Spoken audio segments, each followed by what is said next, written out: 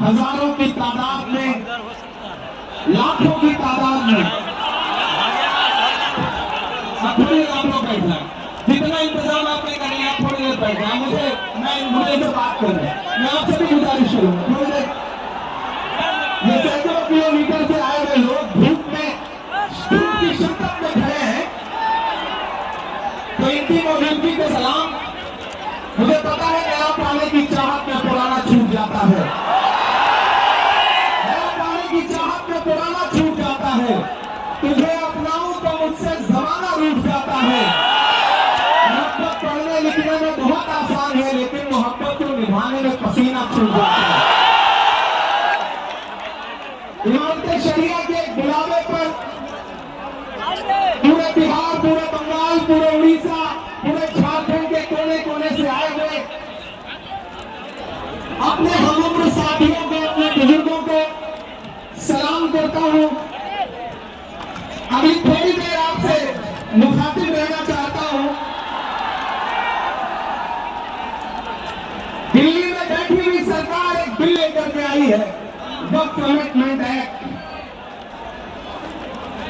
हमी को कातिल कहेगी दुनिया, हमारा ही कत्लेआम होगा।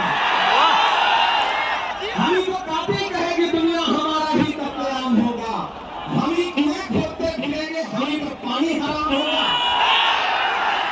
हमारे आबाओ अजदाद की दान की हुई जमीनें दिल्ली में बैठी हुई सरकार दिल्ली का हक लूट करके अपने धन्ना से दोस्तों को देना चाहता है, इसलिए ये बिल लेकर के आया गया है। पूरे मुल्क में इस बिल के खिलाफ एहतजाज हो रहा है। देश की पार्लियामेंट में आपने देखा हम सारे लोगों ने इस बिल के खिलाफ लगातार लड़ाई लड़ी, लेकिन नंबर उनके पास है, इसलिए ये बिल पास हो गया।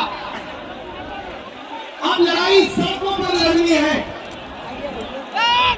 देश की माननीय उच्चतम न्यायालय में, सुप्रीम कोर्ट में ये मुकदमा ऑलरेडी पेंडिंग है, और मुझे पूरा यकीन है कि हमारे देश की सुप्रीम कोर्ट इंसाफ जरूर करेगी। महान बादशाह सिकंदर ने जब यूनान फतेह किया तो जीत का जश्न मनाने के लिए वो शहर की सड़कों पर निकला, तो उसने देखा कि पूरा शहर जश्न मना रहा है, लेकिन एक फकीर इंसान सड़क के किनारे बेसुध होकर के सो रहा है। सिकंदर को गुस्सा आया। सिकंदर अपने घोड़े से उतरा और सोते हुए फकीर के पास पहुंच करके गुस्से में उसे जोर की एक लात मारी और लात मार के कहा कि क्यों फकीर, मैंने शहर जीत लिया, शहर जश्न मना रहा और तू सो रहा है।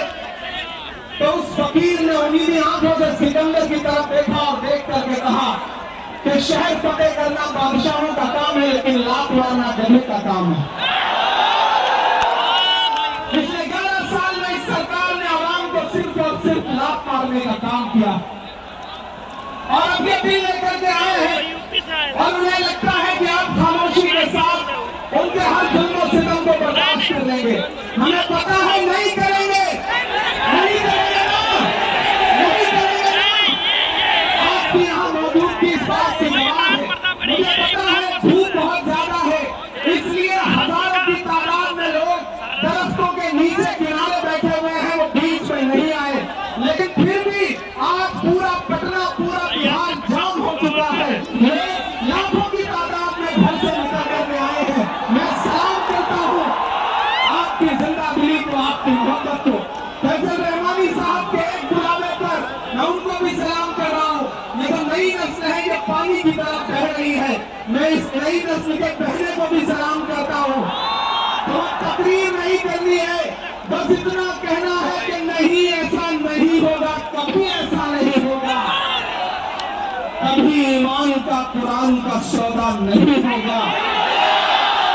बिहार वालों बताना, दिल्ली तक अपनी आवाज पहुंचाना कि नहीं, ऐसा नहीं होगा, कभी ऐसा नहीं होगा, कभी ईमान का कुरान का सौदा नहीं होगा। हमें तुम कत्ल कर दो शौक से मंजूर है, लेकिन शरीयत के किसी मुद्दे पर समझौता नहीं है।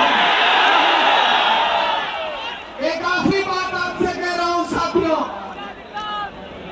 आप एक चीज ध्यान में बिठा के रखना कि अगर ये बिल लोकसभा में आया और इसकी हिमायत में अगर 250 से ज्यादा वोट पड़े, 288 182 वोट पड़े, तो इस बिल की मुखालफत में लोकसभा में 232 वोट पड़े। लोकसभा में मुसलमान सांसद सिर्फ 24 हैं, तो 200 से ज्यादा इस देश के हिंदू भाई, दलित भाई, सिख भाई, ईसाई भाई जो मेंबर ऑफ पार्लियामेंट हैं, वो लोकसभा में रात के 3:30 बजे तक इस बिल के खिलाफ वोट कर रहे थे और आपसे कह रहे थे कि हम आपके साथ खड़े हैं। ये तो लहराता हुआ तिरंगा है, इस तिरंगे में जो आपका रंग है और जो उसके ऊपर अमन का रंग है, भाईचारे का रंग है, उसके ऊपर भी जो रंग है, ये तीनों रंग मिलकर कह रहे हैं कि ये मुल्क नरेंद्र मोदी जी की जागीर नहीं है, ये मुल्क हिंदुस्तान के हर इंसान का है, हर इंसान का है।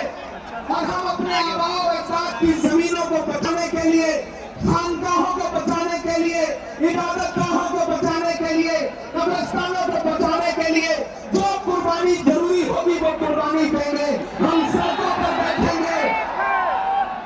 मैं सरकार से कहना चाहता हूं कि जमहूरियत अकल से नहीं चलती है जिले इलाही, जमहूरियत इस किताब से चलती है।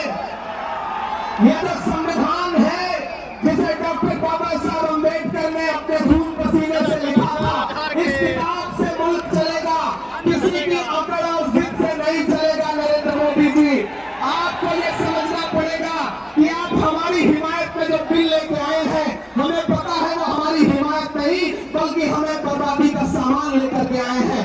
आपकी साजिश हम समझते हैं, आपकी मंशा हम समझते हैं और हम इस बिल के खिलाफ खड़े हैं। आज यहाँ पटना के ऐतिहासिक गांधी मैदान में बस इतना कह के जा रहा हूँ, वक्त बहुत कम है, बोलने वाले बहुत ज्यादा हैं, बस इतना कह के जा रहा हूँ कि हम अतिशय